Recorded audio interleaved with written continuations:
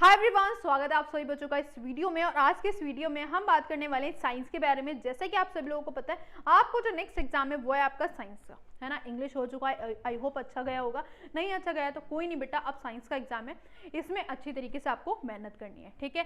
अब बच्चों को ये तो पता है कि साइंस में हम क्या करें, कैसे लिखें, ये सब अच्छी तरीके से आता है, लेकिन हमारी जो प्रेजेंटेशन है वो बहुत ज़्यादा इंपॉर्टेंट होती है पेपर के लिए, कि कैसे हम उसको प्रेजेंट करके आ रहे हैं क्वेश्चन को, कैसे हम उसको अटेम्प्ट करके आए, ताकि हमारे जो मार्क्स है वो बूस्टअप हो जाए, ठीक है। तो वो सारे ही पॉइंट्स आज मैं आपको बताने वाली हूँ। अब आप सभी लोगों को पता है कि साइंस में जो ओवरऑल मार्क्स होते हैं वो 80 मार्क्स का पेपर आने वाला है, जिसमें से जो आपका फिजिक्स वाला पार्ट है वो आपका वेटेज रखता है 25 मार्क्स का, एंड केमिस्ट्री वाला पार्ट भी आपका 25 मार्क्स का ही वेटेज रखता है।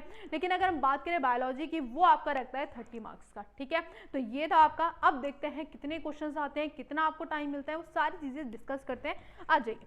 सबसे पहले जैसे कि मैंने बता दिया 80 मार्क्स का आपको पेपर आने वाला है। 39 क्वेश्चंस होते हैं, जिसमें आपके पास 5 सेक्शन होते हैं। और टाइम कितना होता है? 3 घंटे होते हैं ना। गलत, 3 घंटे नहीं होते, 3 घंटे 15 मिनट। जो 15 मिनट मिलते हैं यार, उसको टाइम वेस्ट मत समझो, उसको आपको बहुत अच्छी तरीके से यूटिलाइज कर सकते हो। कैसे यूटिलाइज करोगे वो मैं आगे आने वाली वीडियो में बताऊंगी, तो इस वीडियो को पूरे एंड तक जरूर देखना है, ठीक है। तो आपके पास 3 घंटे 15 मिनट होते हैं। सबसे पहले हम सेक्शंस की बात करते हैं। कितने सेक्शंस होते हैं आपके पास? जैसे कि मैंने बोला 5 सेक्शन होते हैं। सबसे पहला सेक्शन होता है बेटा सेक्शन ए, जिसमें आपके पास आते हैं 20 क्वेश्चंस, और 20 क्वेश्चंस होते हैं बेटा ऑब्जेक्टिव, जिसमें से 18 एमसीक्यू होते हैं, 2 असर्शन रीजन होते हैं। हर एक क्वेश्चन जो है वो 1 मार्क का होता है, ठीक है।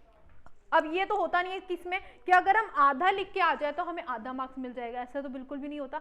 अगर आपने 4 आपको ऑप्शन दिए जाते हैं, जो आपका सही ऑप्शन होगा, ठीक है भाई, आपने वो लगा दिया तो आपको 1 मार्क मिल जाएगा, अदरवाइज आपको 0 मार्क्स मिलने वाले हैं, ठीक है। तो इसलिए आपको इन क्वेश्चंस को बहुत ज़्यादा केयरफुली करना होता है, जो सही आंसर है वही आपको लगाना होता है, अदरवाइज आपको 0 मार्क्स मिलने वाले हैं। नेक्स्ट सेक्शन की बात करें नेक्स्ट सेक्शन की बात करें, सेक्शन बी, जिसमें आपके पास 6 क्वेश्चंस होते हैं, हर एक क्वेश्चन 2 मार्क का होता है। सी सेक्शन की बात करेंगे, 7 क्वेश्चंस, हर एक क्वेश्चन 3 मार्क का होता है। नेक्स्ट सेक्शन डी, 3 क्वेश्चंस होते हैं, हर एक क्वेश्चन 5 मार्क का होता है। नेक्स्ट सेक्शन होता है ई, जिसमें आपकी केस स्टडीज वाले क्वेश्चन आते हैं। 3 केस स्टडीज होती है, हर एक केस स्टडी 4 मार्क की होती है, ठीक है। ये समझ लिया हमने 5 सेक्शन के बारे में, कैसे कैसे क्वेश्चन आते हैं, कितने क्वेश्चंस आते हैं। अब बढ़ते हैं मोस्ट इंपॉर्टेंट बात पे। 2 मोस्ट इंपॉर्टेंट फैक्टर होते हैं यहाँ पे।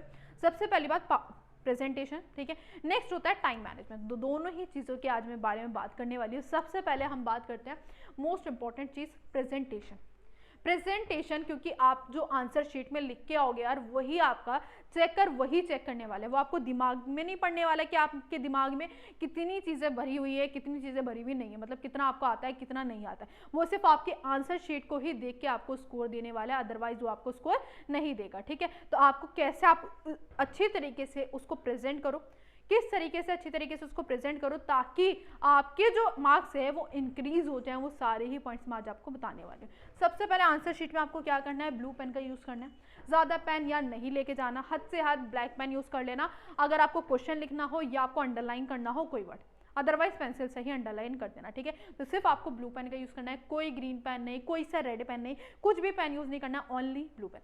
जब डायग्राम बनाते हैं बच्चे तो रेड पेन का भी यूज़ कर रहे हैं, ग्रीन पेन का भी यूज़ कर रहे हैं। बेटा सबसे पहली बात तो आपको जो डायग्राम है वो आपको पेंसिल से बनाना है, कोई पेन का यूज़ नहीं करना है डायग्राम बनाते हुए, ठीक है। पेंसिल से आपको डायग्राम बनाना है, नीट एंड क्लीन डायग्राम बनाना है, बड़ा सा डायग्राम बनाना है। बच्चे क्या करते हैं कि हमारे पास यार शीट है, ठीक है, ये हमारे पास शीट है, ठीक है मैम, ये हमारे पास शीट है। अब बच्चे क्या करेंगे मैम कि हमारे पास शीट थी, हमारा इतने में आंसर आ गया, ठीक है। अब हमें उसको डायग्राम बनाना है, तो डायग्राम बस छोटा सा स्पेस बचा है ना, चलो इसी में डायग्राम बना देते हैं। कंजूसी करके वो इसी में ही डायग्राम बना देंगे। बेटा यार आपने उस शीट के पैसे दिए, जब आप एग्जाम फॉर्म भरते हो तो आप उसके पैसे देते हो ना, तो उसी चीज़ के तो पैसे शीट के, क्यों कंजूसी कर रहे हो? कंजूसी बिल्कुल भी नहीं करना। इतने स्पेस को छोड़ने के बाद अगले पेपर पे आके नीट एंड क्लीन बड़ा सा डायग्राम आपको बनाना है। कोशिश करना जब आप डायग्राम बनाते हो, जब लेबलिंग करते हो, तो कोशिश करो कि एक ही साइड लेबलिंग करो, ठीक है। एंड उसका ऊपर नाम लिख देना, यहाँ पे ऊपर नाम लिख देना, ठीक है, कि हमारा कौन सा डायग्राम है, फ्लावर का डायग्राम है या लीफ का डायग्राम है या रे डायग्राम है, जो भी डायग्राम है, ठीक है, उसका नाम जरूर लिख देना, लेबलिंग कर देना, ठीक है। एंड पेंसिल से आपको क्या बनाना है, डायग्राम बनाना है, ठीक है। नेक्स्ट बात हो गई, ठीक है। And gap between the answer, जब आप आंसर लिखते हो, जब जैसे आपने पहला वाला आंसर लिखा, ठीक है भाई, पहला वाला आंसर लिख दिया, ठीक है। अब कोशिश करो कि इसके बीच में आप गैप दे दो, क्या दे दो, 3-4 लाइन का, 2-3 लाइन का मैक्सिमम, 2-3 लाइन का गैप दो, फिर उसके बाद यहाँ पे आंसर लिखना स्टार्ट करो दूसरा, ठीक है।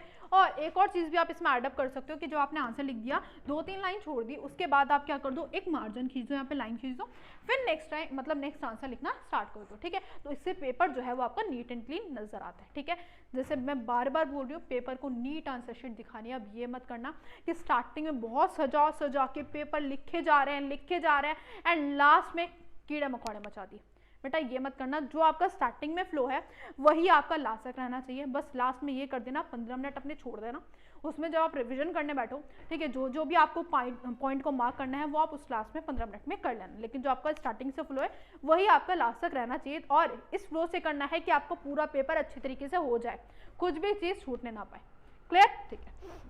नेक्स्ट है बेटा सीक्वेंस वाइज क्वेश्चन करना है, मोस्ट इंपॉर्टेंट बात। इसमें दो चीज़ें हैं, दो चीज़ें, पहली चीज़ ये है कि आप सीरियल वाइज ही पेपर कर लो कि सेक्शन ए कर लिया, बी कर लिया, सी कर लिया, डी कर लिया, देन ई कर लिया। ठीक है, दूसरी चीज़ ये है जो आपको आता है, जैसे मान लो आपने सेक्शन सी से स्टार्ट करा है ना, सी से जब स्टार्ट करोगे, मान लो 21 क्वेश्चन है सेक्शन सी का, तो 21 करो, 22 करो, 23 करो, है ना, कि मतलब सीरियल वाइज ही करो। जो आप सेक्शन सी के क्वेश्चंस कर रहे हो तो कोशिश करो कि सीरियल वाइज क्वेश्चन करो। अगर जैसे बच्चों मान लो क्या करते हैं बच्चे कि पहले क्वेश्चन 1 कर दिया, 19 कर दिया, देन 16 कर दिया, फिर 27 कर दिया, बेटा जो चेकर है ना वो पागल हो जाएगा। क्यों पागल हो जाएगा? पहले वो आपकी आंसर शीट को देखेगा कि इस बच्चे ने वाला क्वेश्चन करा है, फिर वो क्वेश्चन पेपर को उठाएगा कि हाँ क्वेश्चन ये है, फिर आपकी आंसर शीट को देखेगा, फिर क्वेश्चन को देखेगा। बेटा उसको डिप्रेस नहीं करना है, उसको ज्यादा टेंशन नहीं देनी। अगर तुम टेंशन दोगे तो शायद वो आपके एक्स्ट्रा मार्क्स काट ले।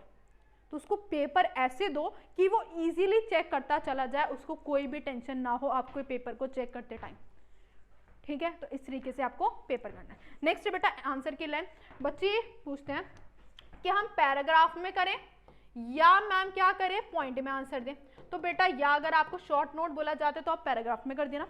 ठीक है, अगर मान लो आपके पास जैसे क्वेश्चन है कि मैम यहाँ पे आपके पास कोई डेफिनेशन पूछी गई, देन डायग्राम पूछा गया, देन डायग्राम के बारे में कुछ चीजें पूछी गई, तो सबसे पहले आप क्या करना, उस डेफिनेशन लिख देना। ठीक है, फिर डायग्राम बना देना, फिर टू द पॉइंट उसके क्या लिख देना, स्ट्रक्चर के बारे में लिख देना। ठीक है, टू द पॉइंट आंसर लिखोगे तो ज्यादा बेहतर रहता है, ज्यादा इजीली चेकिंग हो जाती है। ठीक है, तो टू द पॉइंट आपको आंसर देना है। अगर मान लो शॉर्ट नोट आता है तो आपको फिर पैराग्राफ में देना है। ठीक है, ये सारी चीजें आई होप क्लियर हो गई होंगी। सबसे पहली बात, gap between the answers, gap जरूर देना ताकि आपका जो पेपर है वो नीट एंड क्लीन नजर आए। सबसे पहली बात कि अगर मान लो कोई भी आपसे मिस्टेक हो जाती है, कोई भी वर्ड गलत लिखा जाता है, तो यार ये नहीं करना कि गुचुम मुचुम मुचुम कर दिया। सिंपल आपको क्या करना है, एक लाइन डालनी है, बस हो गया, कट गया वो। अब नेक्स्ट उस पर क्या कर देना, आपको लिखते चले जाना है। अगर मान लो आप कोई भी वर्ड भूल गए यहाँ पे कि आप लिखना भूल गए, ठीक है, तो सिंपल क्या करना है, यहाँ पे एरो डालना और यहाँ पे आपको क्या लिख देना, एक वर्ड लिख देना जो भी आप भूल गए। क्लियर? नेक्स्ट पे आते बेटा टाइम मैनेजमेंट, कि किस तरह से आपको टाइम मैनेज करना है अपने पेपर में। सबसे पहली बात, जब आपको 15 मिनट मिलते हैं तो उसको क्या करना है, रीड करना है, ओवरव्यू करना है। जैसे कि मैंने बताया जो आपका सेक्शन ए है, कोशिश करना कि जो आपके जो एमसीक्यू हैं उनको 15 मिनट में ही कर लो, क्योंकि जब आप क्वेश्चन रीड करोगे तो सबसे पहले सेक्शन ए से रीड करोगे, है ना, तो आपको क्या करना है, जो भी आपको आंसर आता जा रहा है उस पर टिक लगाते चले जाना कि हाँ मैं बाद में जाके क्या कर दूंगा, इसको लिख दूंगा। ठीक है, अब जब एमसीक्यू लिखोगे, इसमें भी एक चीज मैं बता दूं, जब आप जैसे मान लो आंसर फर्स्ट लिख रहे हो, ठीक है, तो पहले ऐसे लिखना है कि हम आंसर फर्स्ट लिख रहे हैं, उसका मान लेते हैं सेक्शन ए, मतलब ए पॉइंट है उसका, ठीक है, जो आंसर है वो ए है, ठीक है, ए लिख दिया, फिर उसका जो आंसर होगा, मतलब जो आपके पास पॉइंट, जैसे मान लो कुछ भी लिखा है, जैसे प्लांट है, ऑप्शन में लिखा है प्लांट लिखा है, ठीक है, ग्रास लिखिए, कुछ भी लिखा है, मैं एग्जांपल लेके चल रही हूँ। ठीक है, तो अगर मान लो प्लांट उसका आंसर है, तो यहाँ पे ए के आगे क्या लिखना, प्लांट भी जरूर से लिख देना। ठीक है, तो दोनों चीजें लिखनी है, बी तो ए तो लिखना ही लिखना है, मतलब ये चीज तो लिखनी ही लिखनी है, इसके अलावा इसको भी लिखना जरूरी है। क्लियर बेटा?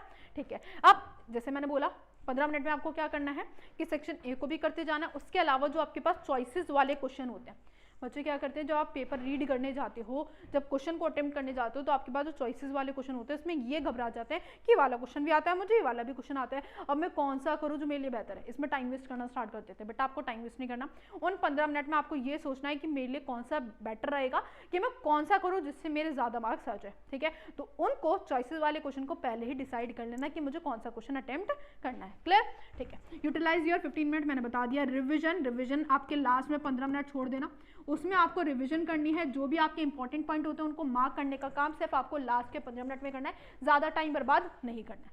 क्लियर? तो ये थी पूरी स्ट्रैटेजी, कैसे आपको पेपर को अटेम्प्ट करना है, इस तरीके से आपको पेपर में अटेम्प्ट करना है। अगर ऐसे करोगे तो पक्के है आपके 95 प्लस आना। ठीक है, बस आपको क्या करना है, आप रिविजन करनी है, जितना भी सारा सिलेबस है अच्छी तरीके से निपटा लो, इस तरीके से आपको पेपर को प्रेजेंट करना है। आई होप क्लियर हो गया होगा। मिलते हैं बेटा नेक्स्ट वीडियो में।